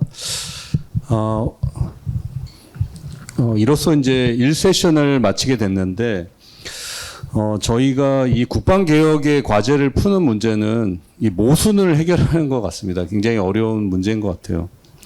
연합방위 태세를 강화해야 한다는데 모두가 공감하시지만 또 한국이 앞으로 전략적 자율성을 강화해야 된다는 데에서도 동의하실 겁니다. 그래서 이게 모순된 과제. 또 확장 억제를 강화해야 되죠. 또 그 반대편에는 핵 잠재력도 강화해야 됩니다. 또 저희가 여러 미중 전략 경쟁 속에서 전략적 모호성도 추구해야 되죠. 그렇지만 또 동맹 우방국가의 네트워크도 강화해야 됩니다. 또 각 군의 특성에 맞는 발전도 도모해야 하지만 아까 전영역 작전이라고 얘기했던 센서와 슈터를 통합하고 그것을 통제할 수 있는 지휘 통제를 달성을 하면서 우리가 통합성과 또 합동성을 강화해야 됩니다. 굉장히 모순된 여러 가지 지금 과제들을 지혜롭게 저희가 해결을 해야 되는데 혁신과 개혁의 차이는 개혁은 기본적으로 구조의 변화를 동반한다는 데 있다고 봅니다.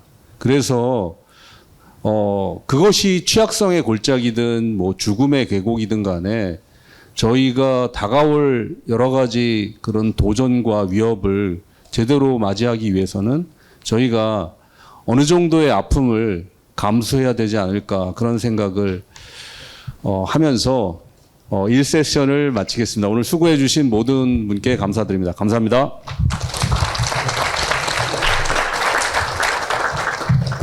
네, 다시 한번 1세션 패널분들 감사드립니다.